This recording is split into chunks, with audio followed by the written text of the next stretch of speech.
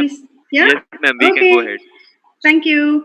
A very warm welcome to all of you. This is Supriya Rai from the Somaiya Vidya Vihar University. We have two guests with us today for a conversation that relates very directly to a paper we teach in our MA Buddhist Studies program. In this program, which is called Socially Engaged Buddhism, we study the life and work of people who adopt social causes to support. They could be climate issues, it could be gender, equality, it could be human rights, it could be veganism, anything that is close to their heart. The reason it is called socially engaged Buddhism is because these are very serious practitioners who look upon their social engagement as also being an aspect of their practice, as no different from their practice on the cushion. And in fact, they feel that it provides a sort of arena in which to test their own mind training, if you will. Like I said, generally the instances we study are pertaining immediately to, of course, climate issue. There are some who do livelihood support. But we have today with us two people who represent a somewhat different approach in the life and work that they have done so far. And this is going about creating wealth with the purpose of, primarily with the purpose of social engagement. So I will briefly introduce our two guests today. We have Dr. Lim Siow Jin, who is the Namaste, Dr. Lim. Namaste. Very warm welcome to you. If you had been with us in person, I would have offered you a scarf. I would have offered you, the auspicious Shrifal and definitely some books. Please consider Thank you this very much. Namaste as a token Namaste. of all of these in these Yeah, yeah. times when we are only connected online. Yeah, So, namaste, namaste. Dr. Lim is the founder CEO of DXN Holdings, which is one of the it was in 2019 the 15th largest direct selling company in the world. This company operates out of 184 countries. He has more than 10 million distributors. And as we progress with this conversation, we will discover what lay behind the establishment of this particular company. Our second guest today is Shri Samir Somaiya. Namaste, Samir sir. He is our chancellor at the Somaiya Vidya Vihar University. Mr. Somaiya is a chemical engineer from Cornell. He also did his MBA from Cornell, and then he went to Harvard. He took an MPA there. He is the chairman and managing director of Godavari Biorefineries, which is the business that was set up by our founder, Padma Bhushan KJ Somaiya. Before I get into the actual topic, I would like to just say that it is a privilege to have two of you on this platform. It is a rare privilege for our students to be able to hear you. And thank you very much for consenting to this conversation. I know how deeply tied up both of you are. Dr. Lim, I will start with you. You did your civil engineering from IIT in India. Yeah. But at some point, you got into mushrooms, extracts, health, and social engagement, and this establishment of DXN, which lies at the heart of all this. Could you just share with us the philosophy behind setting this company up?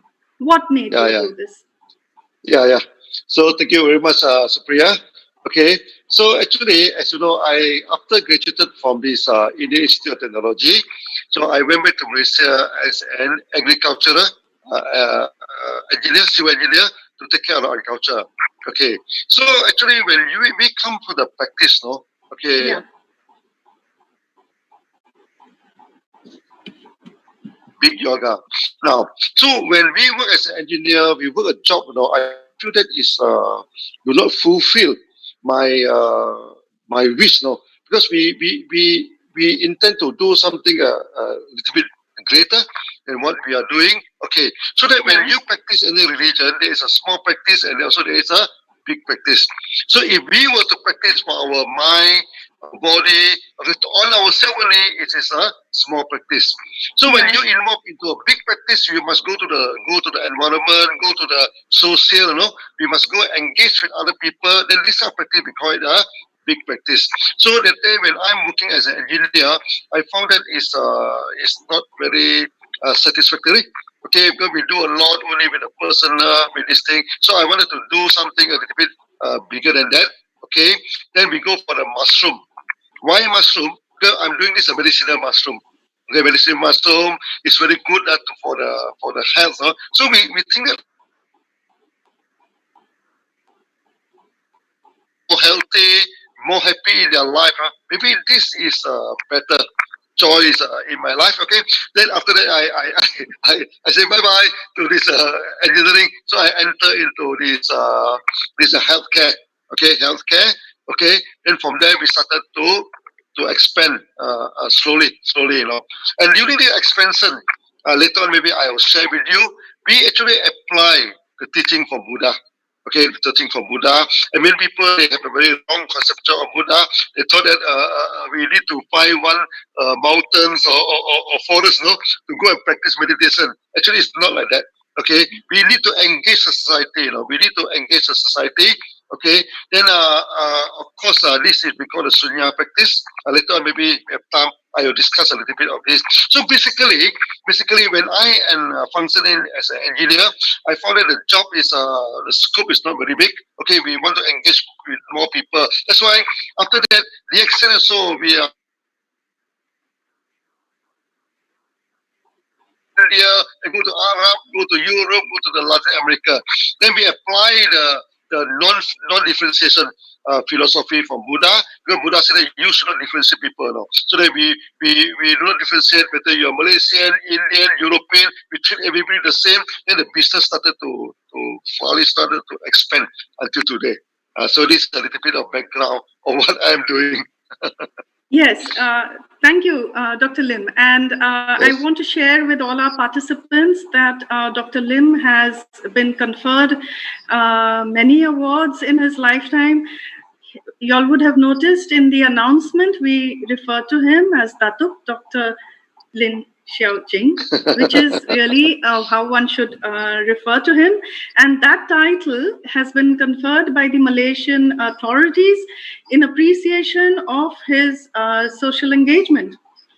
Mr. Somaiya, if I can request you to share something about our founder, who was also likewise, honored by our government for his engagement with society.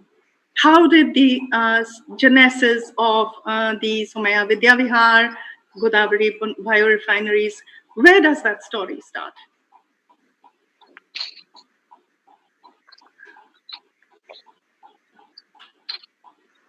Not able to hear you, sir. You hear me now? Yes. My grandfather, father's father, he had very humble beginnings. Born in 1902 and in a small village in rural Maharashtra, and born quite poor. And I think his early years, where he lost his mother when he was 3 or 4, he barely studied up to the 6th grade, and he was poor until I think he was about 30, very poor, which means even when he lost his first wife also to, I think, meningitis or some illness. The second, so I think his early beginnings were in great poverty. I know when my father was born, he didn't have the money to travel to his in-laws' house to see his son for about 6 months. So I think combination of all that must have made him understand two things. the power of and Gandhi. He was. We're talking of the 20s and the 30s. Gandhi was a deep influence in a lot of people in the country at that time and even now. So if you put the three together, a difficult life, education, or its lack, and Gandhi, you had a person, and you had a hardworking man trying to make a difference. He believed very much in God, very much. So in India, we talk about prarabdha and purusharth, which is providence and hard work or effort. He believed completely in providence. He says there were lots of people carrying things on their back like him. He said we both worked hard, but fortune smiled on me. So what is that? 1939 is when he started a sugar factory. The reason he got there was because he got a chance to do some partnership with a couple of Marwadi brothers who wanted somebody to work with them. So they gave him a working partnership with which he became successful. Mhm. 1939 is when he set up a sugar factory in rural Maharashtra. But I think his desire to respond and return to society started immediately. So in 1942 itself, he started a small school. And this community is the same area in rural Maharashtra where Jetwan is.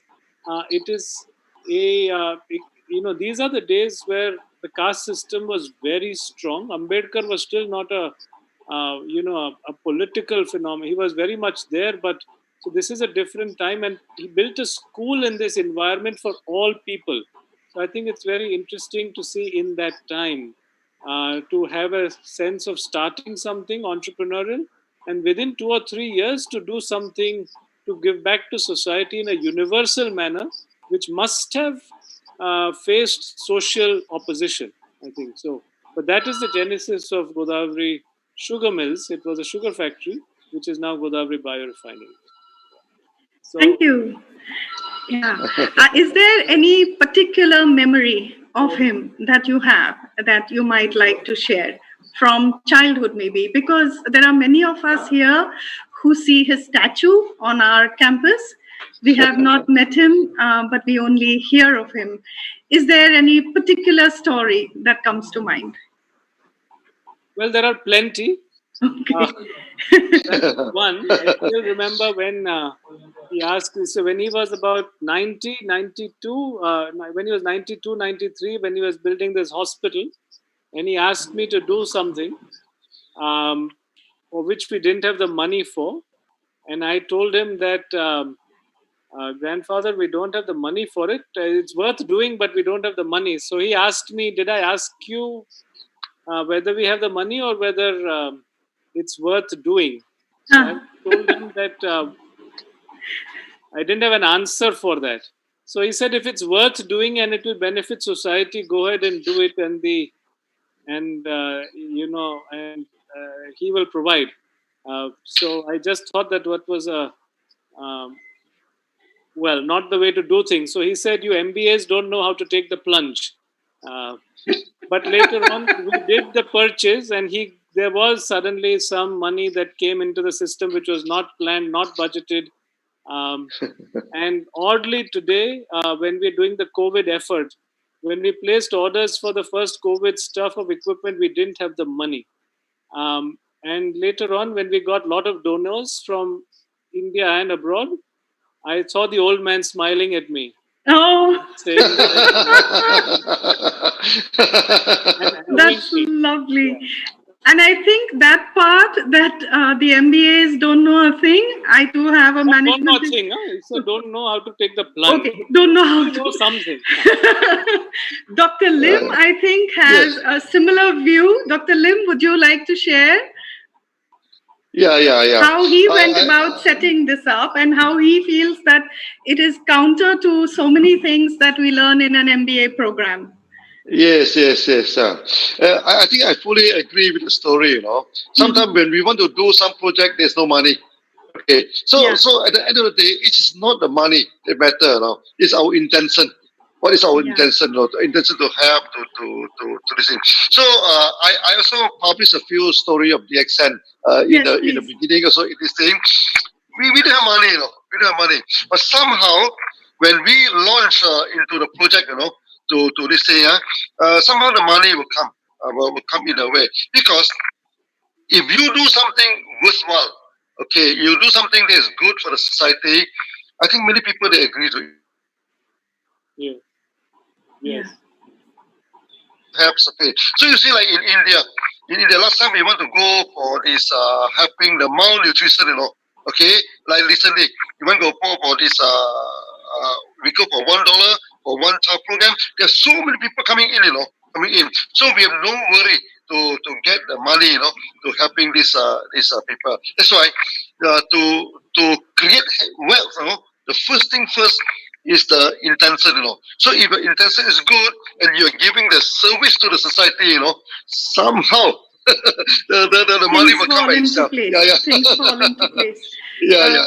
Dr. Lim, if I can ask you, Yeah, please. you're wearing a particular shirt, a kind of kimono. Yes. Yeah. I see it has the DXM logo. But can you tell us what it symbolizes and how you are reaching out to the community of distributors as the CEO, but on a completely different front, which is the practice? This kimono have a story. Yes. And this story is related to India. It related to India. So when I started to teach the meditation in India, actually I want to wear the Indian kurta, a very loose one, Okay. But our Indian member telling me, I said, Dr. Lim, you are very careful. With the many foreigners, when they wear the kurta, they become the hippies. We doesn't want to become a hippie. Then after that, I get a very some sad news now. I mean, in India, for the past 10 years, there are 300,000 of farmer commit suicide.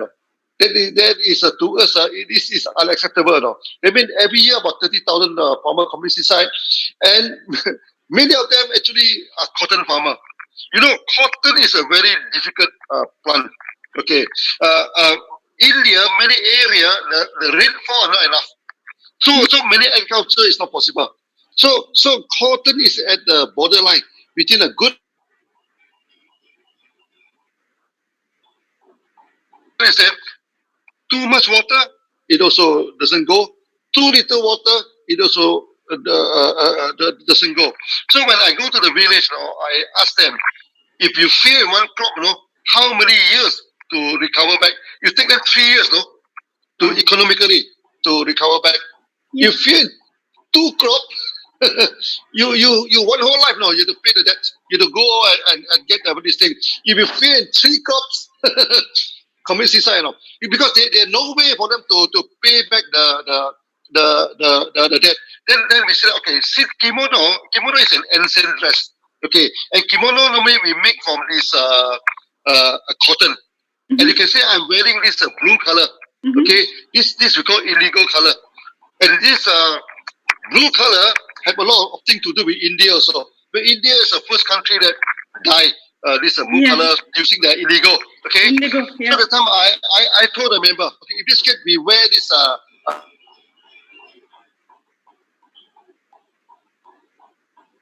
$10 USD, and we are going to donate to going to help the farmer, especially the cotton farmer. Okay, so and also the farmer around us. So after that, in India we sell a lot of kimono. Now more than 10,000 kimono we are selling. Okay, so one kimono for $10, that means you can get $100,000. Okay, then excuse me.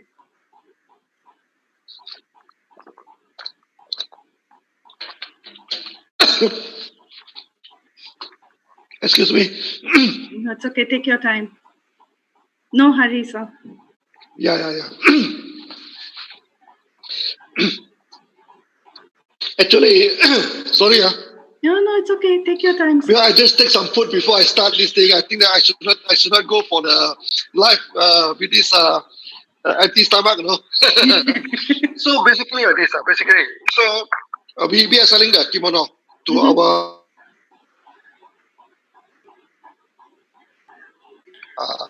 $10. So we are thinking like this now. the farmer, when they plant the cotton, the cotton itself not much value. So in the future, we buy the cotton from them. Okay, so maybe we will make it to thread, make to thread. Okay, then maybe some woman, can do some weaving. Okay, yeah, looming. Then after that, we buy back the cloth. Then we give to another group of farmer. They'll do the dyeing. This is the indigo dyeing. Okay, then we coming back. Then we will teach some women to produce the kimono. Kimono is very easy to do because all are straight line. Okay, until today, we are still teaching the women, with the scissor and with needles. You should be able to stitch a kimono. You do not need a machine. This stitching machine. So that is a very easily can do it in a village area. But now, I'll give you some example. Recently, we give the noni tree plant to the farmer free of charge. We ask them to plant in the fields, so that they can intercrop with the cotton, intercrop with the chili. Okay, then we buy back. After 1 year, we started to bear fruit, so we started to buy back, and we give the plant to the farmer FOC free of charge. We give to them and give them teach them how to do, because the problem they depend on one crop. That's very risky. You say you should plant like mango, this noni, maybe moringa in your field, so that you do not depend 100% on cotton, or you don't depend 100% on cotton. Then for this cotton, okay, we have a lot of program for them. Then we also thinking of setting up this organic paper mill. So we can use the waste cotton, because waste cotton produce the best paper. Okay, and from there maybe we can planning we are having in. That's why this kimono come up with a story. Yeah. Thank you very much. That was wonderful to know. Are these activities also in India, or whereabouts are these activities going on? This stitching activity, this activity throughout the world. Because DXN, we already have 10 million members throughout the whole world. Okay, and we already have 80 branches. Country have branches. Okay, so basically, we are telling the whole world that we are reviving back the old teaching from India. Because Sunya is coming from India. And the word Sunya also Indian word, means zero. This thing. And it's well accepted, It's well accepted throughout the whole world. And I remember, one time when I am teaching Sunya in Europe, immediately, they said they want to bring 200 people, 300 people to come to India. And we are making Siripet, the Sunya Center. And I only be. So, actually, at the end of the year, we're supposed to go for 15,000 people gathering, 15,000 people with the kimono. Dr. Lim, Lim, I'm just going to request you to rewind a little bit, because the Shunya initiative is something that you need to explain to our listeners in a little more detail. What is this Shunya? Why do you call it Shunya? And these groups of people, what are they going to do together? Why are you bringing them together? You see, that day, you remember when I visited university, come up with this one. So the time that they say they want to revise back the Sri Pawata University in Telangana. And Sri Pawata University, Sri Pawata, Sri mean holy, Pawata mean mountain, the holy mountain university. And this university was taught Nagarjuna. Yes. Nagarjuna. And Nagarjuna is a philosopher. 2nd century philosopher, one of the most brilliant dialecticians India produced. And every Chinese know about him, Every Chinese know about him. Yes. Then we want to revise back his teaching. And the center of his teaching is Sunyata. Okay, in emptiness now. Now the problem is that we later on, before that, Sunyata have been corrupted by many gurus. So so that we use the word Sunya. Okay, use the word Sunya. Actually, it is a meditation technique, trace all the way back to Okay, Yes. Sunya means zero. Okay, detachment. Okay. So there are three level of practice. Okay, the small practice, medium practice, and the mega practice. The big practice. Now, why zero? No? Because nowadays we have so many things, no, to disturb our mind. You see our handphone. No? Handphone is such a simple instrument. Also can jam. No? Sometimes you have to reset the handphone. So now the basic question is now our jam. That's why you see nowadays people have very funny character because their mind already is already jam. So how to reset the mind? So we say that go back to the ancient Indian teaching, sunyata. Okay, sunyata means you let go of everything. Okay, is to reset the mind. And sunyata is not nihilism. No, nihilism means everything go Yeah. away, nothing is left now.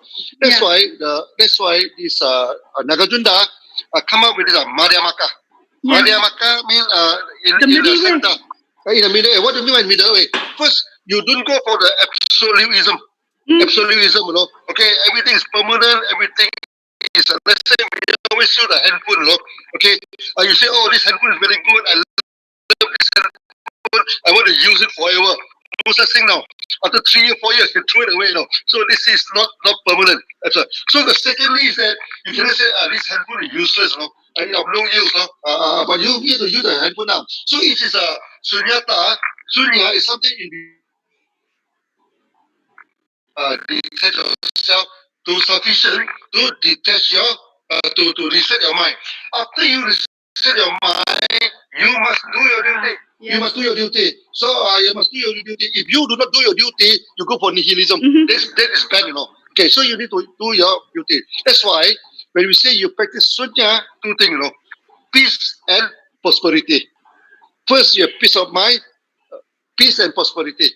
I'm going First, to you have ask peace of you a direct yeah. question here now. I'm going to interrupt and ask you a very direct Yeah. question here now.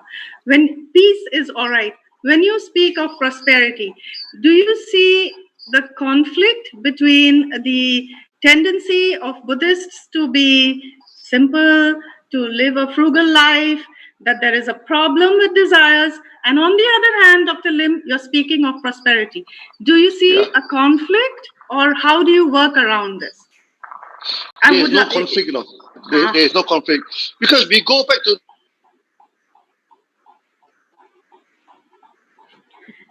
some people ask Buddha, They say, Buddha, I cannot be a monk, I homebound, but I wanted to practice the Dharma.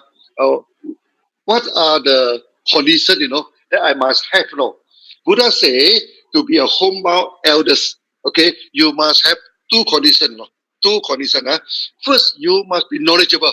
And not only knowledge of the Dharma, the day-to-day knowledge, I mean the knowledge of medicine, knowledge of science, knowledge of mathematics. You must have a lot of knowledge, okay?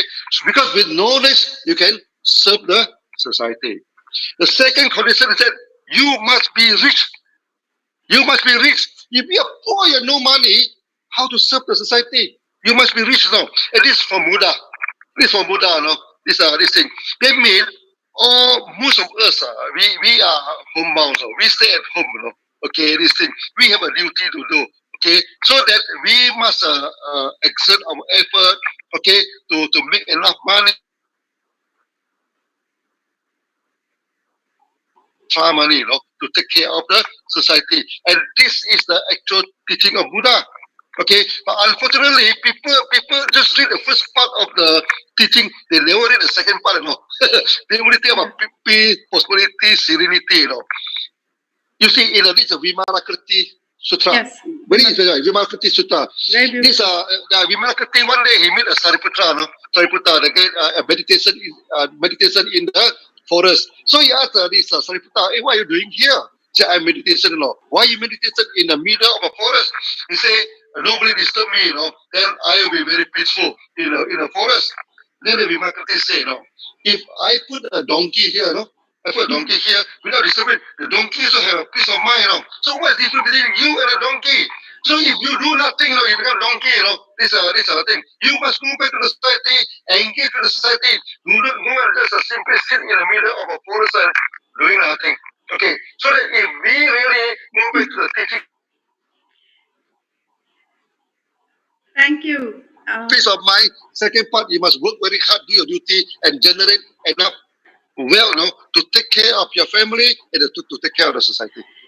I would like to bring in Mr. Somaiya at this point. I'm sure he's been interested in this interpretation of Shunya with action and engagement, because action in the community and in one's own life. Mr. Somaiya, would you like to share with us the grounding of the founder and the family in religious values and what they have been thus far? I think, can you hear me? Yes. I just again would like to reflect that, again, his philosophy was deeply influenced by the Karma Yoga as espoused in the Bhagavad Gita. Yes. And he would often, for example, we have a Lakshmi Pujan, which is in Diwali. We have this Saraswati Puja, Lakshmi Puja, which is what is often done in Gujarat, Rajasthan, and many parts of India, Maharashtra. And he would always tell us that you must always earn money the right way. And secondly, also understand that money is not is a means to creating a better society. And after gaining prosperity, financial, one must not lose one's mind in terms of getting it to your head. And finally, what I really liked is he strongly suggested that we must create an inclusive society. But in his definition of inclusion was different. It was like make those who are outside the main parts of the society. So his definition of inclusion was not bring them inside the border, but it was how do you make them the mukhya ang, समाज के मुख्य अंग बनाना, यानी how do you make them as the it was not what I consider today the definition of inclusion is spreading your boundaries so that people who are outside come inside the boundary. Whereas his definition was wider. You actually go and pull them right into the mainstream. And I think that is a different imagery that is invoked. And of course, to be very sensitive and sympathetic to one's opponents as you go about doing things. So, in that manner, Maya, what started as a small school in 1942 in a part of rural India slowly spread into the creation of a uh, further higher institutions of schooling in that area, and then wherever we did our work. So it was, if he moved to Mumbai later, he created this campus of Somaiya Vidya Vihar, which you visited, and which only a few months ago has become a university. And today, under the umbrella of Somaiya Vidya Vihar and the Ayur Vihar, which is a health campus, that desire to work hard and to repay a social debt. Today, we have more than 40,000 students at any given point in time, and from rural Karnataka, rural Gujarat, rural Maharashtra to urban Mumbai. And even likewise, the hospital, which is a 550 bed hospital, 450 bed hospital, of which today 370 beds are for COVID care, where the team is working.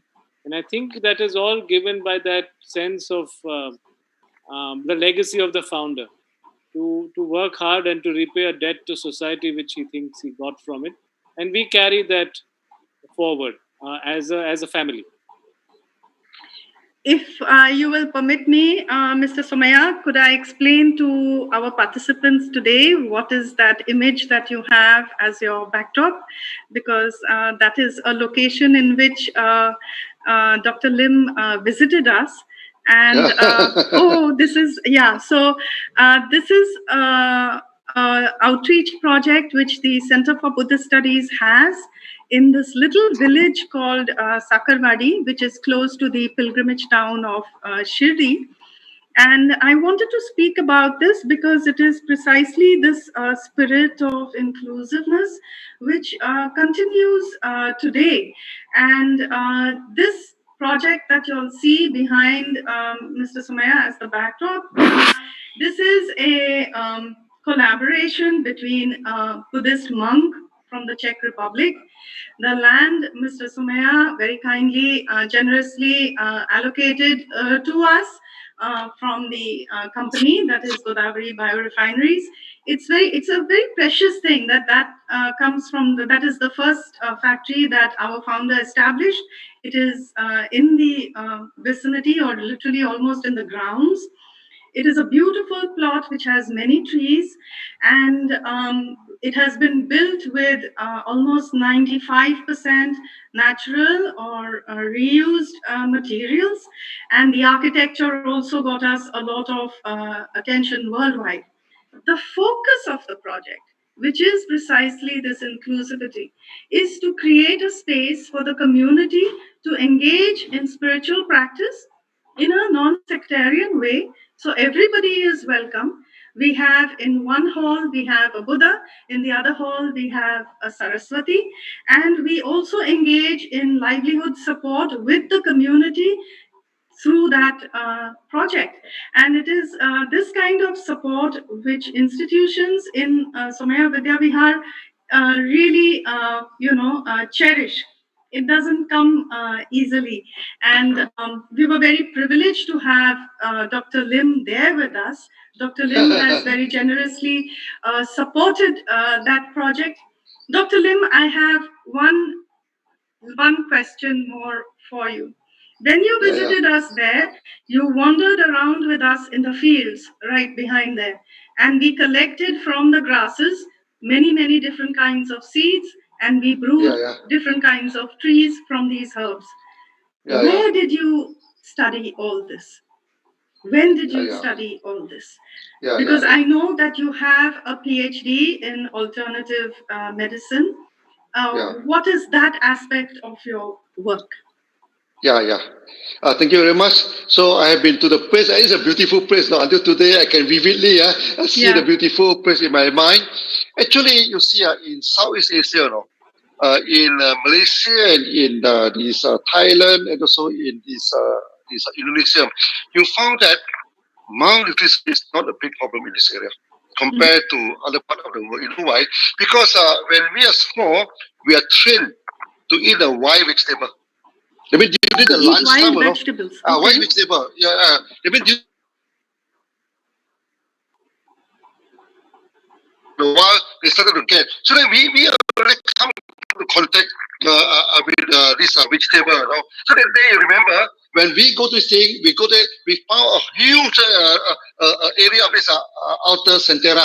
Outer centera is edible and it's also good for the heart problem, to clear this thing. Then what they call the purple this butterfly pea, the butterfly pea. Okay, a blue color. Okay, and this blue color, you can eat the whole plant. You can eat the flower, you can eat the leaf, you can eat this thing. But in India, many people plant it at the friends. Nobody eat it, Nobody eat it. Okay, this thing. Then you remember the bean, a lot of bean and the mung bean, And actually in the market, in the market, 1 kilo, you can get about 10 to 20 ringgit. I mean, it's about a few dollars per kilo. It's much more costly than the mung bean. So that's why now in India, I told them to fight the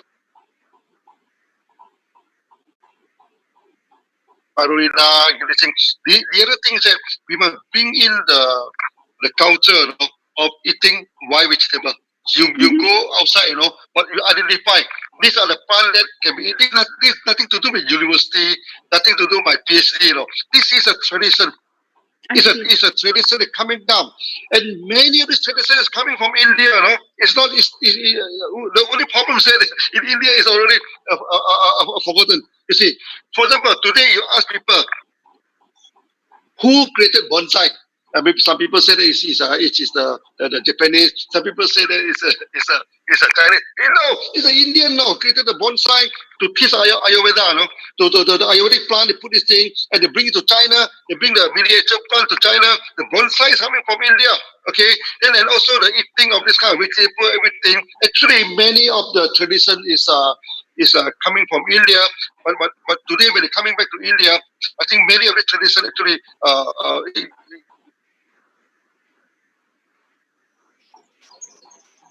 the teaching, you cannot. There's no teaching of why vegetable in the university. Who created bonsai? You need to eat this thing. And also, for example, then one family, one skill. That was also from India. This concept also from India. One family must have one skill. Okay, so the day when I am in CDP, I'm telling them, first thing first, every family, maybe they can plant some plant, some this thing, and they can collect it, So maybe one family for one plant, this thing, then they can collect, and they can eat it, they themselves can consume it, and at the same time, maybe the excess, we can sell it in the public, and many of them are herbs, okay, like the tea that we are making, like the blue, is a blue flower, the butterfly tree. It's very costly. People in international, people produce the tea, and it's because it's the same color kimono. We sell the kimono tea. The kimono tea, and this tea is very costly. But in India, it's only at the. It's on the fences. Actually, in India, what we need to do is awareness. No, we need to create a kind of awareness. This thing. So when this awareness is there, okay, so together with the teaching, with the practice, then it become a complete practice. We just sit in some way to meditate. It doesn't help. No, it doesn't help. So we need to engage the people on that. Yeah. Thank you. Coming to you, Mr. Somaiya, possibly maybe one of the last questions. So far, you have spoken about our founder, your grandfather, Dadaji, as we fondly call him on our campus. If you permit me, I would like to ask you, how do you feel about carrying on this legacy? What is it that you would like to share that you have done, whether in education and health, or of course in the business also, because that too is his legacy? I think I'll start in talking about the education first. I think when I wanted to go study, we can't hear you, sir. When I wanted to go to Cornell to study as an undergraduate, my father was opposed to my going to study. He was worried an 18-year-old will go there, get married, and not come back. And so I request, my mother was okay. My father was not, so they decided to ask my grandfather. My father said, so my grandfather said, no problem, young man, go, but when you come back, so that option would disappear. But he said, when you come back, he asked me to study in our campus, the university which you visited. So I did tell him that, there is a difference between the college you run and the universities which are the best in the world. So he just said that when you come back, make sure you try to create a university in which people from like you who want to apply to Cornell will also dream about applying here. So I think that was a nice trade of dreams, wherein he allowed me my dream and he asked me to live his. And I think that's what I would like to take forward. So taking the university, I think education has to be very wide in its what we expose our children to study. And what does that exposure mean, I think? So first is, I think education should all be about opening the children's mind or the student's mind. It should not be the closing of the student's mind. So I think in University or Vidya Vihar, which he called it, should be a place where students come to broaden their horizons and to explore their interests, their passion, and what they want to make of their life. And so I define this Somaiya Vidya University going forward, create that opportunity of entry, access, and development. And as Vivekanand said, where the intellect is expanded, and you can stand on your own feet. You need to do both of that. So it's a dream in which a student should be able to study, let's say, a major. If he wants to study engineering, he should do a dual major. If he wants in Sanskrit, you want to study Pali, you can also study bachelor's of say finance. You could do psychology, and you could do likewise Sanskrit with it. So a lots of, or and even languages. So I think there's a lot of ideas that also we are a multilingual society. How do you, with great culture, you talked about Ayurveda, you talked about music, the tradition, the arts. How do we bring that all into a vibrant campus, past, present, and future? In the business, he dreamt about sugar cane. I'm thinking of agriculture as a feedstock for multiple products, whether it is foods, fuels, chemicals, intermediates, pharmaceuticals, or materials. And how do you do it so that the farmer also is sustainable? We just right now did experiments with intercropping sugarcane with groundnut, soya, French bean. How do you, and do it sustainably? There are so many techniques in India or all over the world in which you can use inputs from the farm itself as inputs to the soil. And so we are trying to learn from the farmers, spread that learning, make sure that we create a sustainable farming model for a healthy earth, make products sustainably, sell sustainable products. And when we do the work in education and healthcare, we believe we build a socially conscious society. That's what I think. That's how we want to take that legacy forward. Thank you. Thank you for that. And my final question, which will come to both of you, if you had to sum up and say something very briefly to so many of our students here, what would your advice be going ahead uh, on engagement, on sustaining that energy, anything? What would you like to say, Dr. Lim? Yeah. You first. So Yes. I think it's very simple. So we would like to advise to the young people: do not be an island. In the society. You should open Lovely. up. You should engage. Engage the society. Do your duty, and after doing your duty, for sure, you will become what they call the prosperity will come. Okay, so you can generate the wealth by performing your duty. Thank you. Mr. Somaiya, all of us know you as a lover of music and poetry. हमारी फरमाइश अगर आप मानोगे तो बहुत खुश हो जाएंगे जी आज. If you can, Dr. Lim, I don't know whether you know this about our Chancellor. He is self-taught in Urdu. He loves his Sanskrit.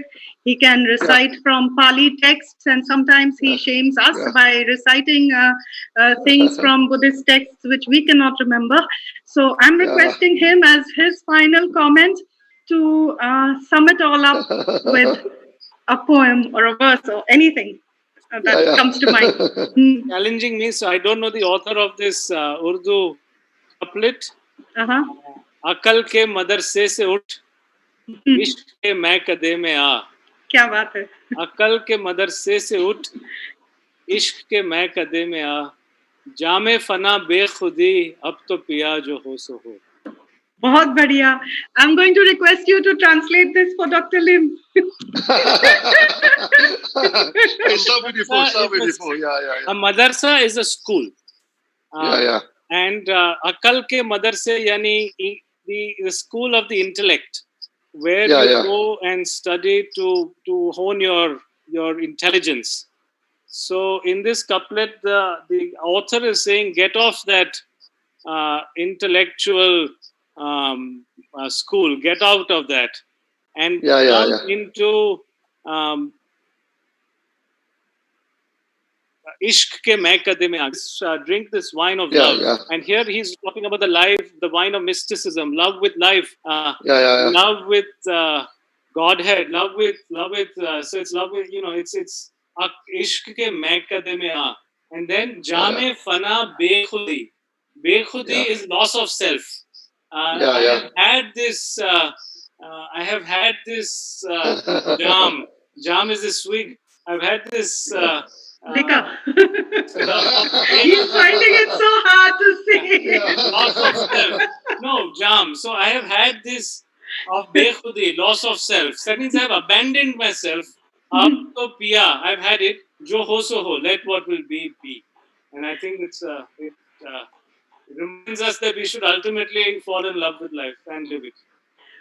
On that wonderful note, thank you so much, Dr. Lim, for joining us from Malaysia. Mr. Samir Somaiya, Chancellor, thank you so much. This was a wonderful afternoon, and we take back many, many things and many inspirations from both of you. Thank you. Thank you very much. Thank you. Thank you, Supriya. Thank you very much.